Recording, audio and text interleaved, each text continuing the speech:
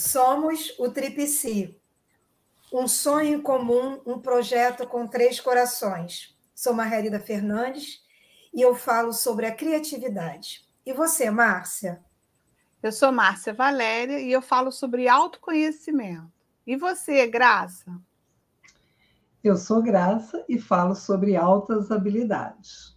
E hoje nós tivemos um pequeno probleminha técnico, tá? Estamos chegando um pouquinho atrasado aqui, porque de repente a transmissão não estava vindo para o ao vivo. Mas, como nós já combinamos, toda quinta-feira às 20 horas estaremos aqui. Quando eu tiver um probleminha técnico, a gente vai chegar um pouquinho atrasada. Mas essas somos nós, combinado? E esse dia maravilhoso, 1º de agosto, começa a comemoração do mês da superdotação. Isso mesmo. Dia 10 de agosto é comemorado o Dia Internacional da Superdotação. É um momento, né, para a gente se conscientizar das contribuições, das necessidades, do acompanhamento que as pessoas, as famílias com altas habilidades precisam ter. Eu penso assim comigo... Eu consegui pagar todas as minhas dívidas e realizar boa parte... Opa, temos uma interferência. Eu penso que, na verdade, assim, nós precisamos multiplicar esse 10 de agosto, multiplicar esse mês de agosto por muito tempo, para que a gente possa divulgar cada vez mais as altas habilidades e as suas contribuições. E por isso que a nossa logo tem uma cor aí especial, que é a cor da superdotação. Quem me diz qual é a cor da superdotação? Laranja! Isso, laranja. Não é à toa que eu estou aqui, ó. Para comemorar o dia 10 de agosto com antecedência, porque eu quero falar muito, nós 3 vamos falar muito, cada vez mais sobre altas habilidades, criatividade e autoconhecimento. Para a gente começar o tema aqui hoje eu que vou trazer o tema, eu vou fazer uma pergunta para a Márcia e para a Margarida. Vocês acham que altas habilidades é a mesma coisa desde o tempo da carochinha? Márcia, deixa eu libera o seu som. Isso. Ué, tá liberado. Com o passar do tempo, né, da história, o homem foi se conhecendo cada vez mais. E o autoconhecimento ele ajuda na descoberta das suas habilidades, até da superdotação mesmo. Então, com certeza, não é a mesma coisa. E até a visão, né, de superdotação, de altas habilidades, no início só era medido através de QI, o QI da inteligência. Hoje em dia nós já temos múltiplas inteligências, e isso abriu um leque, uma gama de possibilidades de conhecimento mais sobre altas habilidades. Isso mesmo. E é exatamente sobre esse tempo, essa linha, né, esse tempo histórico aí, dessas palavras, de como foi chamado, é que eu venho trazer uma reflexão hoje. Por quê? Porque, na verdade, nós ainda não temos um termo uniforme que seja único para definir o termo qual é a ser utilizado. Então, assim, alguns chamam de altas habilidades, outros chamam de superdotação, e aí nós vamos começar a entender esse processo um pouquinho. Tá bom? Espero que vocês fiquem aí atentas, porque a qualquer momento eu posso chamar vocês. Combinado, meninas? Combinado. Então,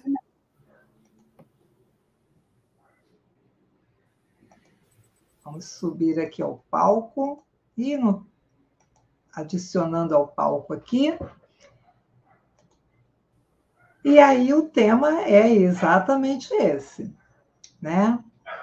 É a evolução da superdotação, uma linha do tempo histórica.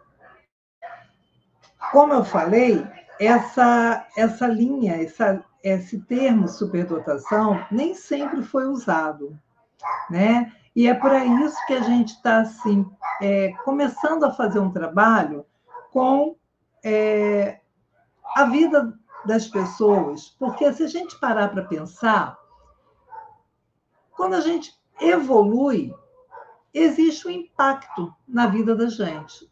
E quando eu parei para fazer essa aula, eu falei assim, esse impacto está muito ligado à nossa cultura, está muito ligado à forma como a gente se pensa, como a Márcia trouxe, né? O autoconhecimento influencia muito nesse impacto que a gente vai ter na vida. Se a gente parar para pensar também, esses impactos todos vão transformar a vida das famílias e das pessoas com altas habilidades, assim como as salas onde tem os alunos com altas habilidades. Então, entender um pouco essa evolução histórica faz com que você compreenda como que, em cada período da história, as pessoas com altas habilidades foram vistas, foram percebidas. Então, vamos lá. No século XIX, né, a gente começa a ter assim, esse chamado desses conceitos, que são conceitos que chamam a atenção, né? Causam até uma certa admiração, causam uma percepção de que assim, ou é muito grande, e aí assim, isso não é para mim, não. Porque quem se considera um gênio? Nem Einstein se considerava um gênio, porque todos nós sabemos que Einstein teve diversas dificuldades na escola. Na escola, ele era tido como um aluno medíocre. E olha o quanto que nós nos beneficiamos até hoje com tudo que o Einstein nos deu. E hoje, sim, o Einstein é visto como uma pessoa genial. Por quê? Porque, na verdade, ele transformou o conhecimento de uma forma que passam-se gerações e o que ele trouxe de contribuição permanece. Então, assim, hoje a gente pode ver, por exemplo, um Steve Jobs como uma pessoa genial, porque ele transformou a forma da gente se comunicar. Assim como lá na época de Alexander Graham Bell, ele também transformou, né? Então, assim, vamos pensar, de Alexander Graham Bell para o Steve Jobs foi uma distância absurda, mas os dois impactaram, e de certa forma, com a mesma questão, comunicação. Então, a cada período histórico, a gente vai vendo que a gente vai evoluindo com as tecnologias, no caso do telefone para um celular, que, na verdade, hoje em dia, um celular é um computador, né? Se a gente pensar, a gente tem vários aplicativos, a gente tem edição de texto, a gente tem edição de foto, tem tudo ali dentro de um celular, de um tão pequeno. Agora, a gente também tem aquelas pessoas que são geniais e que descobrem coisas que podem não ser vistas como genial, mas que faz uma mudança na vida das pessoas, que essa mudança permanece por um longo tempo. Vou perguntar para a Márcia e para Margarida. Vocês conhecem uma pessoa que transformou a forma de se lavar o arroz? Transformou? Não. Transformou. Não? E você, Margarida, conhece? Eu acho que deve ter sido aquela que fez o escorredor de arroz, não é não? Exatamente, exatamente. O lava-arroz. E vocês sabiam que ela é brasileira? Nossa! Ela é brasileira. O nome dela é Terezinha Beatriz. Eu fui procurar, tá? Porque eu sabia dessa, mas eu não sabia o nome dela. E ela transformou a forma como nós, simples e meras mortais, donas de casa, lavamos o nosso arroz. Caramba! Essa mulher pode ser considerada uma gênia, porque ela mudou a nossa forma. Ela deixou a vida da mulher mais prática. Né? Eu lavo o arroz ali, enquanto o arroz está escorrendo, eu estou fazendo outras atividades. Né? Então, assim, isso é o conceito do gênio. O conceito do gênio é aquela pessoa que muda alguma coisa, transforma, contribui com a nossa sociedade por um longo tempo, por um período que passam-se gerações e as coisas vão continuando. Né? Agora, e o prodígio? Quem é essa pessoa que a gente chama de prodígio? É tudo igual, gênio e prodígio? Não. O prodígio já é aquela criança, aquela pessoa que ainda não tem uma idade avançada, mas que já demonstra um comportamento tão exuberante como se fosse um adulto no seu desempenho. Então, assim, uma criança prodígio é aquela criança que já demonstra um conhecimento, já demonstra, às vezes, até uma prática de um saber como se fosse um adulto. Essa é a diferença entre gênio e uma pessoa prodígio. Esses são alguns dos termos que, às vezes, confundem um pouco quando a gente fala de superdotado, porque dá a impressão de que ou você tem que ser sempre muito bom em tudo. Nem o Einstein era bom em tudo.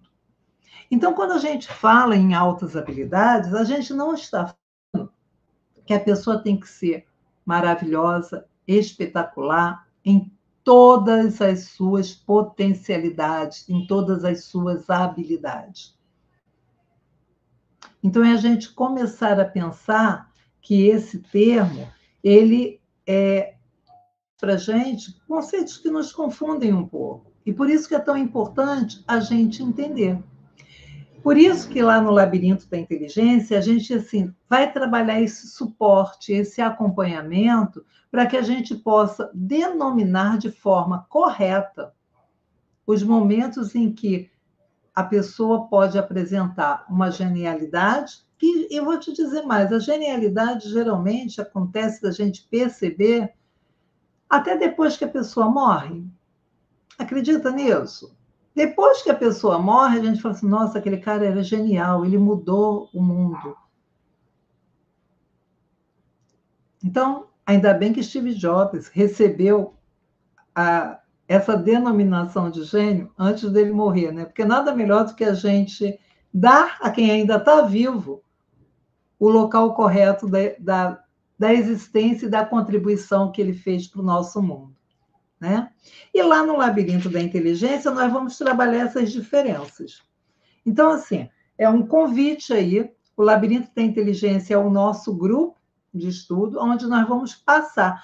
Aliás, assim, para quem quer entender um pouquinho melhor sobre o labirinto, essa aula toda que eu planejei hoje tem muito a ver com o livro que vamos ler lá no Labirinto.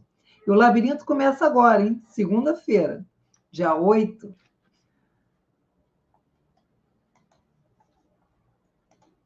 O termo vai evoluindo. E o termo evolui. E o que mais chama atenção nesse momento são as crianças que são vistas pelos testes de inteligência. São aquelas crianças que apresentam a habilidade cognitiva, memória, atenção, acima da média. Né? Elas passam a ficar situadas numa zona superior ao desempenho, por suas altas capacidades. né? Então, assim, nesse momento, a superdotação, as altas habilidades começam a ser vistas pelas habilidades acadêmicas. As notas começam a ser seletivas. Quem sabe muito está na classe X, quem sabe pouco está na classe Y, né? E aí os professores acabam tendo uma influência muito grande nesse momento. Por quê? Porque tudo que é classificatório faz uma divisão, faz uma seleção. Então, essas pessoas que passam a ser chamadas de crianças superdotadas, elas começam a ser vistas como se fossem privilegiadas pela inteligência. Só que, na verdade, gente, essa expansão aí desse conceito de crianças privilegiadas, hoje a gente já sabe que não é mais assim. A Margarida falou isso, né? Hoje a gente já sabe que existem outras formas de se avaliar. Inclusive, assim, a gente sabe que não vale... existem lugares, vamos colocar assim, por exemplo, aqui no meu estado do Rio, que eu estou. Aqui a gente tem legislação que avalia e quem mostra essas altas habilidades é o professor na sala de aula. Então, sai esse conceito de superdotação, sai da mão do psicólogo, que é o único que pode aplicar testes, para a mão do professor, que está com esse aluno em sala de aula, principalmente na educação infantil e no Fundamental 1, muito tempo. Então, ele vai conhecendo essas habilidades de forma muito mais presente. Então, aqui no estado do Rio, as altas habilidades, elas são evidenciadas pelos professores através de instrumentos avaliativos que são modernos e que nós vamos apresentar também lá no Labirinto da Inteligência. Então, a gente vai passando por conceitos e a história vai mudando.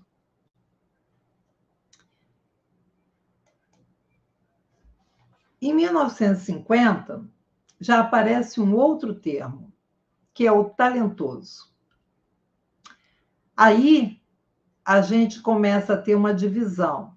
Então, a partir de agora, a gente começa a olhar para aquelas pessoas que têm, além inteligência cognitiva, começa a ter o talento na música, o talento no esporte, né? Nós estamos em período aí de Olimpíada, né? Olimpíada 2024 em Paris. Nós estamos vendo várias pessoas com habilidades maravilhosas no esporte.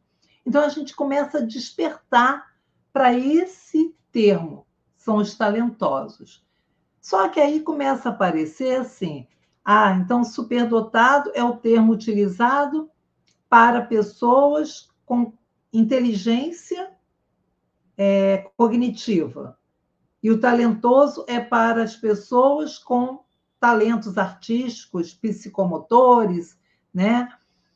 E a gente começa a ver essa diferença. Mas será que é assim mesmo? Será que realmente, quando eu tenho uma inteligência, uma superdotação em termos de testes, eu não apresento nenhuma outra habilidade? Hoje a gente sabe que isso não é verídico. Mas naquela época, justamente por começar a entender que as pessoas com QI alto podiam apresentar outras habilidades, ou inversamente, as pessoas que talvez não tivessem um QI tão alto, mas apresentavam habilidades acima da média, aí começa-se a conversar de uma outra forma de se denominar. Por isso que, assim, às vezes é complicado a gente falar sobre esses autores, porque existem os autores que fazem essa separação. Mas o mais importante é a gente entender que, independente do termo que a gente usa, a gente tem que desenvolver o suporte para as habilidades que a pessoa que está na frente da gente, seja filho, seja um paciente, precisam.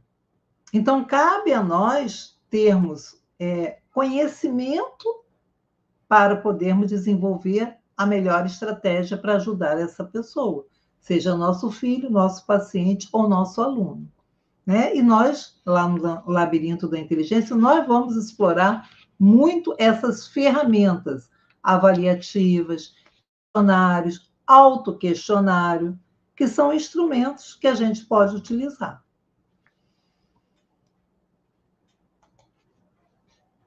Na década de 70, surge o Gardner. E eu gosto muito de uma frase que ele fala.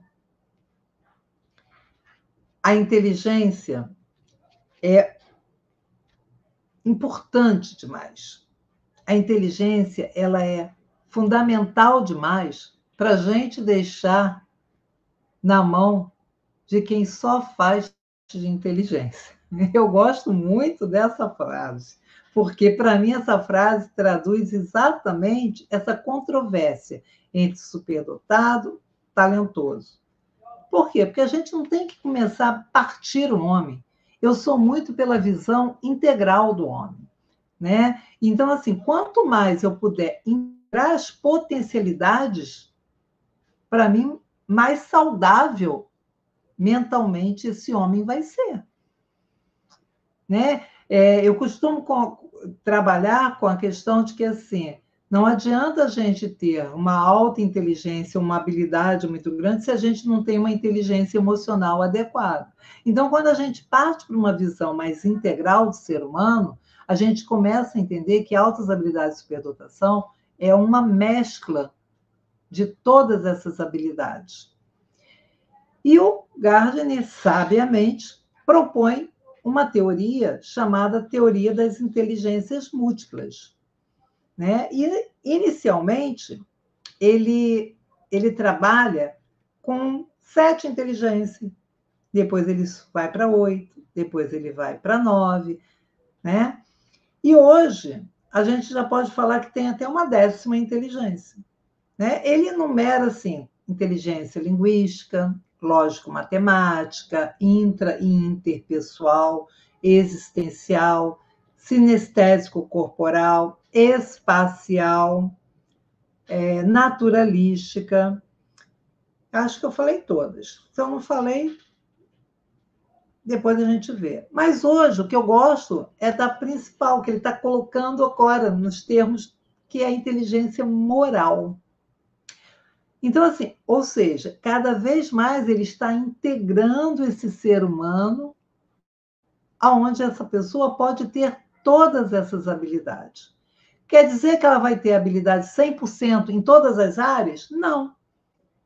Eu posso ter, hoje, pela minha dinâmica de vida, eu estar muito mais social, e aí a minha inteligência interpessoal está maior, e é lógico que eu vou ter outras inteligências, mas não quer dizer que, por exemplo, só porque eu estou me relacionando com as pessoas, a minha inteligência linguística vai ser tão potencializada.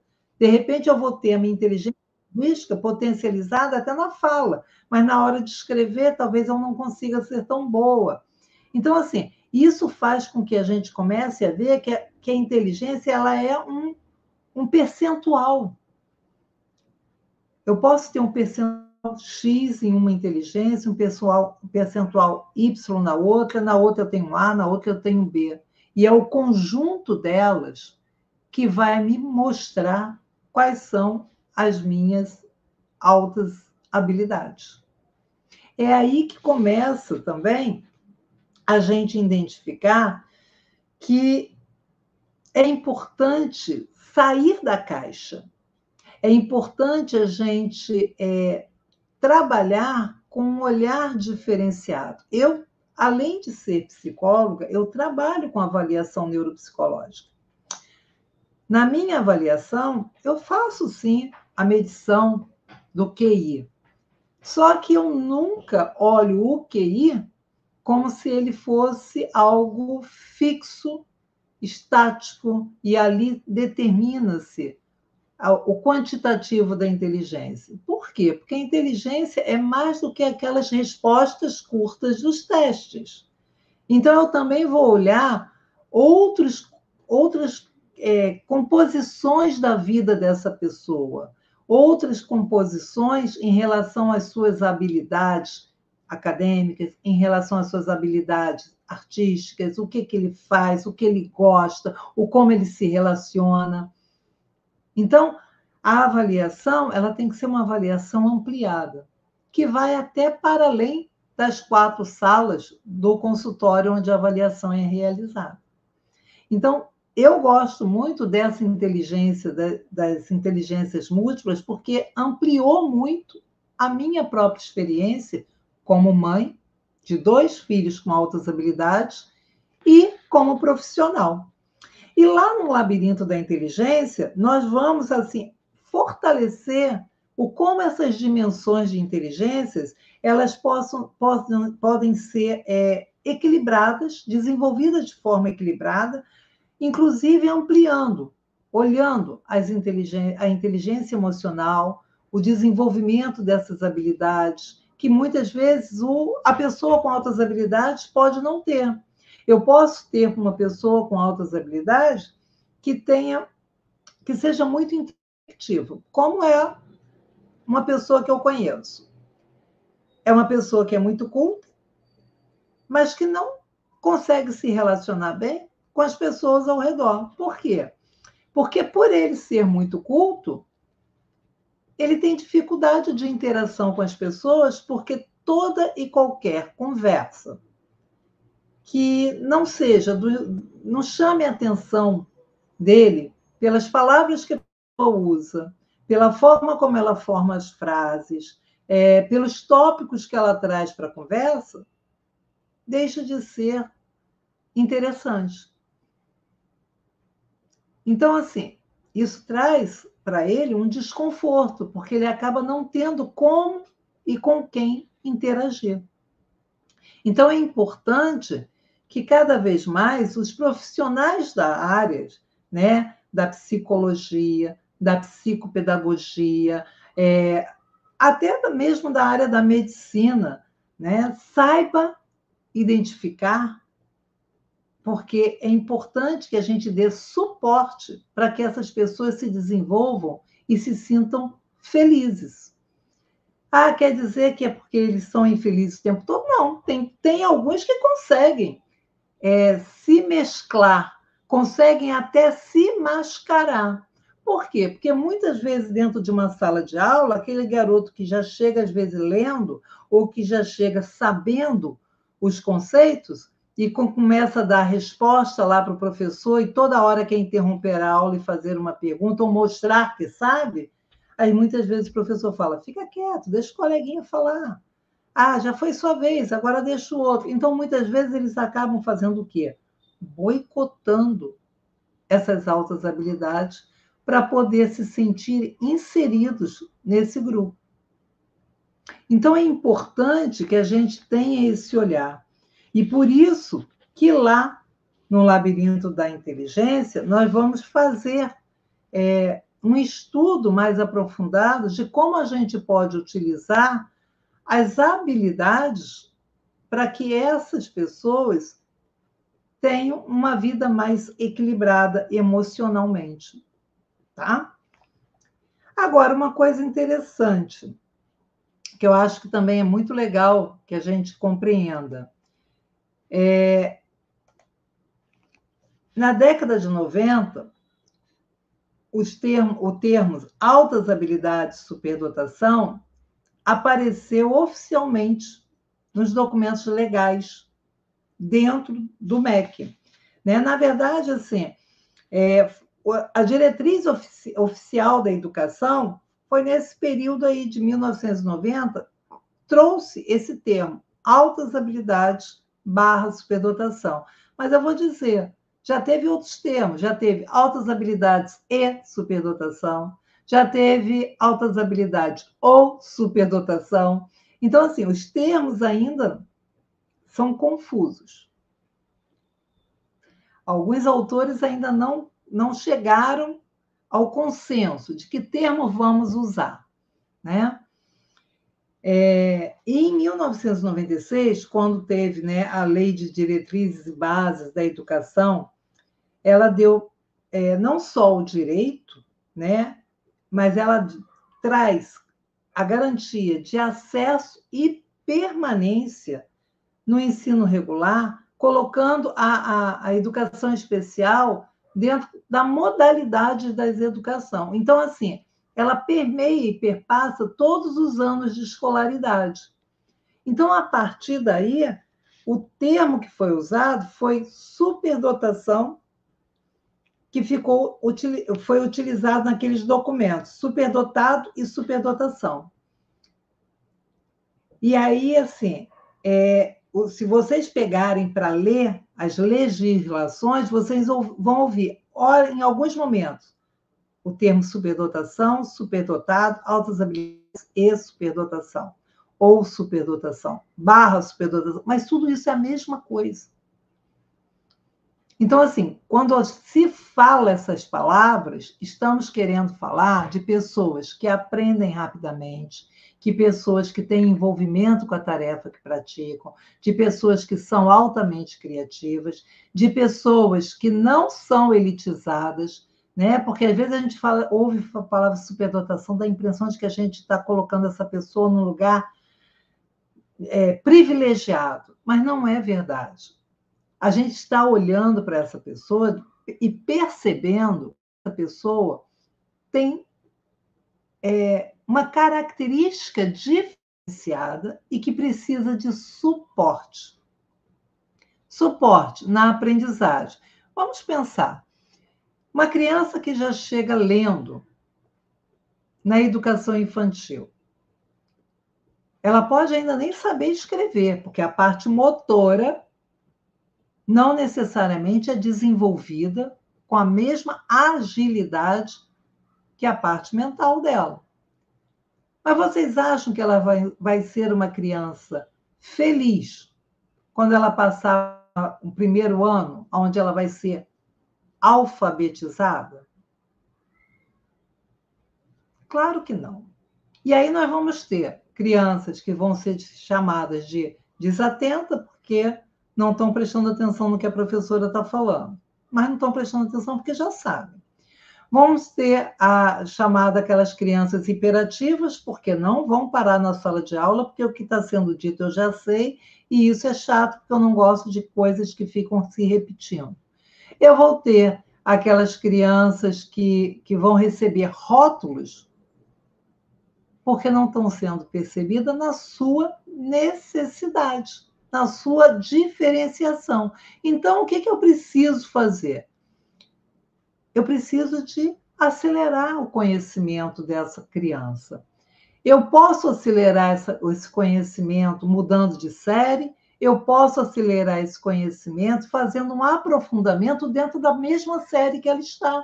Eu não necessariamente preciso de colocar essa criança para uma série mais avançada.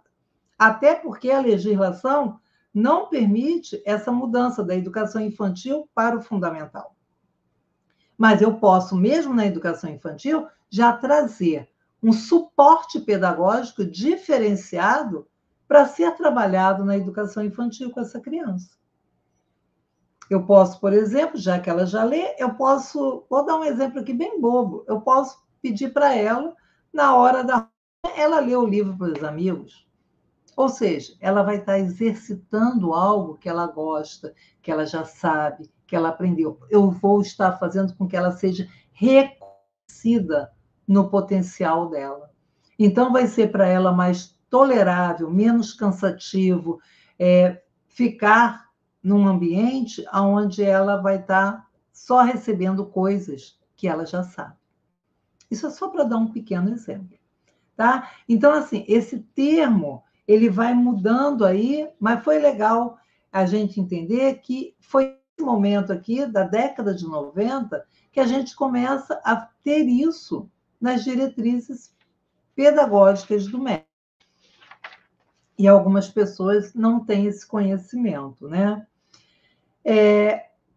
A educação inclusiva surge. E aí, assim, a superdotação começa a ser vista como um recurso valioso para a sociedade nesse momento, né? Essa abordagem inclusiva, ela traz essa visão de sociedade mais integrativa. E aí a gente começa a trabalhar essa identificação. Mas tem uma teórica que eu gosto muito, que é a doutora Zenita Ganter. Ela desenvolveu, ela é assim, a idealizadora do CEDET, o Centro de Desenvolvimento e Talentos de Minas Gerais, de Lavras. E ela falava uma frase que eu, assim, quando eu fiz a minha formação com ela, eu guardei muito, e isso sempre me impactou muito. Não adianta a gente identificar as altas habilidades se não for para fazer um acompanhamento adequado. Então, assim, não é só identificar os alunos, não é só identificar as pessoas, é identificar e acompanhar, dar suporte, oferecer aquilo que é necessário para que essa pessoa seja uma pessoa saudável, seja uma pessoa feliz, seja uma pessoa que venha contribuir com a sociedade. Né? Tudo na vida é mão dupla. Então, assim, quanto mais eu contribuo na identificação e no acompanhamento dessa pessoa e dessas famílias de pessoas com altas habilidades, com certeza eu vou dando esse suporte, isso vai retornar para a gente em forma de contribuição para a nossa própria sociedade. Então, a hora que a gente aprender a trabalhar dessa forma, a gente vai construir uma sociedade mais igualitária, uma sociedade com base na equidade. E nessa época, nessa década aqui de 2000, foi fundado o CONBRASG, o Conselho Brasileiro de Superdotação. Foi fundado em 2003. E lá nas diretrizes, né, nos documentos que foram oficialmente determinados, a palavra utilizada é superdotação. Já não é nem as altas habilidades. O termo é superdotação. Né? Então, assim, nessa formação, nessa busca por estarmos formando uma comunidade mais inclusiva, que busque compreender melhor todas essas altas habilidades, a gente tem uma coisa que a gente observa que aí me chateia bastante, eu acredito que chateia todos que trabalham com esse tema, porque a gente vê que não tem se modificado tanto os conceitos a respeito da superdotação, das características superdotadas. Eles mudam, mas não se transformam. Eles mudam, mas eles não trazem uma contribuição real para as pessoas.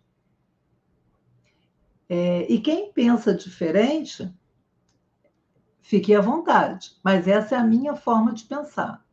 E eu penso o seguinte, que nenhuma dessas mudanças contribuíram para que intervenções pedagógicas tenham sido realizadas de forma significativa para quem está dentro do ensino. Nem do ensino regular. Por quê? Porque muitas vezes a gente vê alunos que teriam potencial de estar cursando uma matemática avançada, mas está preso a um conceito de seriação.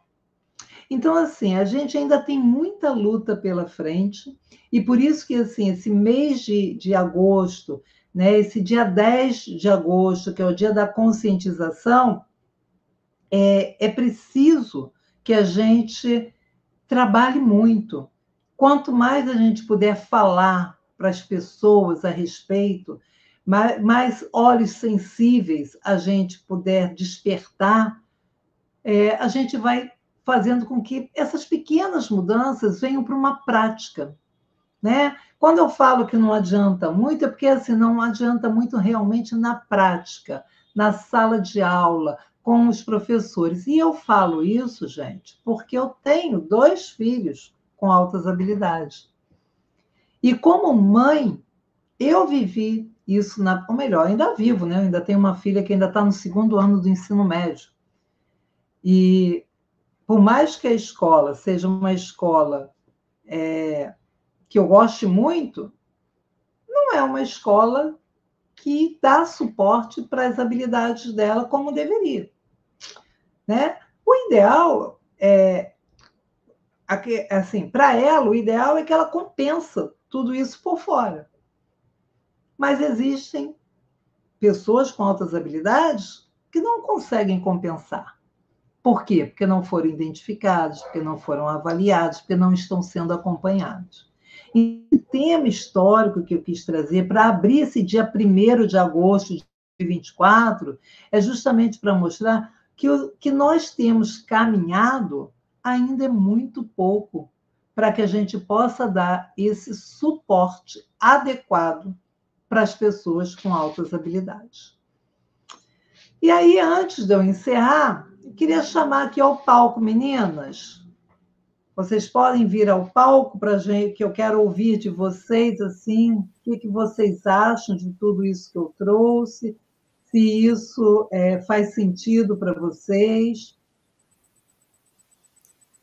Graça, eu acho assim de suma importância, principalmente quando você coloca que não basta apenas identificar, é identificar e continuar um trabalho, né, com essas pessoas que eu acho que isso que não temos hoje em dia. Identifica que tem altas habilidades, mas o suporte. E também as famílias ficam desamparadas sem saber como agir. E creio que muitos profissionais também. Então, quanto mais a gente puder orientar e falar sobre isso, acho que é um caminho que é muito, muito importante, né? De realmente, cada vez mais, a gente trazer esse assunto para que haja menos sofrimento, que a gente sabe que, geralmente, quem tem superdotação, altas habilidades, acaba sofrendo por não ter espaço para poder atingir todo o seu potencial. Então, eu acho que isso é de suma importância, falarmos sobre esse tema. Graça, eu penso que o suporte que nós podemos dar a essas mães, não é? Aos profissionais que percebe que tem algo diferente na criança, mas não consegue identificar muito o que, né? Não consegue perceber a diferença entre prodígio e superdotado, e aí começa a se questionar por que a criança fica tão inquieta em sala de aula, por que é tão difícil, por que ela perde a paciência fácil, né? Porque ela já pegou rápido a matéria, já compreendeu, e aquilo já está ficando maçante, cansativo para ela. Então, o profissional que se dedicar, que tiver esse suporte conosco, ele vai estar muito mais preparado para lidar, e os pais também. Um pai que tiver percebendo que o filho é diferente no sentido de pega rápido, é muito inteligente, é sagaz com as respostas, faz as perguntas dos porquês inúmeros que ele não sabe nem às vezes responder, tendo esse suporte do labirinto da inteligência, vai ficar muito mais tranquilo e compreendendo qual é a direção, qual a orientação para educar essa criança, para preparar essa criança para a vida, para o futuro. E essa criança, por sua vez, vai sair daquele lugar de se sentir o diferente e querer até diminuir a sua capacidade, as suas habilidades, descer da onde ele é para poder se enquadrar, para poder se sentir aceito dentro da sociedade, dentro do grupo dele, porque ele sempre sendo destacado, ele se sente diferente. Então, o suporte que o Laboratório da Inteligência pode dar vai ser de suma importância para o desenvolvimento e até para a harmonização da família. Porque uma família que sabe o que fazer com essa criança, sabe como estimular com a criatividade, sabe lidar com aquelas diferenças, vai conseguir até ajudar os professores e dizer, olha, é assim que funciona, vocês podiam se informar, porque meu filho não tem nenhum transtorno, ele só é superdotado, então precisamos investir nisso para cada vez mais ele ficar bem e se sentir uma criança aceita e amada como ela é exatamente. E você falou uma coisa importante. Superdotação não é doença. E muitas vezes, quando assim, fala disso, é como se ele é o estranho, ele é o diferente. Né? E não é doença. São características, são sinais. Né? E é assim, hoje me perguntaram, num momento, perguntaram assim, qual seria assim, o seu maior desejo com o Labirinto da Inteligência? Aí eu falei, formar profissionais para que cada profissional formado possa levar mais conhecimento a mais famílias, minimizando o sofrimento das pessoas. E eu não sei como a gente pode formar pessoas se a gente não levar o conhecimento, né? E hoje eu preparei essa aula em cima do livro que eu proponho trabalhar lá no Labirinto, que o tema é justamente esse, talento e superdotação, problema ou solução. Exatamente. Para muita gente é um problema. Exatamente. E quando você, na semana, pegando o gancho, semana que vem é minha aula. Vou falar sobre a personalidade do superdotado. Então, quando você começa a perceber como essa criança pensa, como ela sente, como ela reage, né? Como essa pessoa, porque às vezes já é até um adulto e não tem nem ideia, se sente diferente, se sente inadequado e não sabe por quê.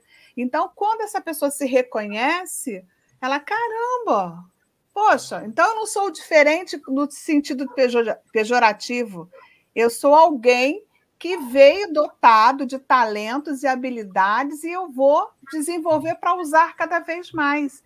Então, o autoconhecimento ele pode ir muito junto com a criatividade e o tema das altas habilidades, trabalhar essa pessoa, esse indivíduo, para que ele se sinta bem, se sinta aceito, tanto em casa, com a família, quanto na escola, na igreja, onde quer que ele passe, ele se sinta abraçado, acolhido, e não rejeitado, como a maioria se sente, né?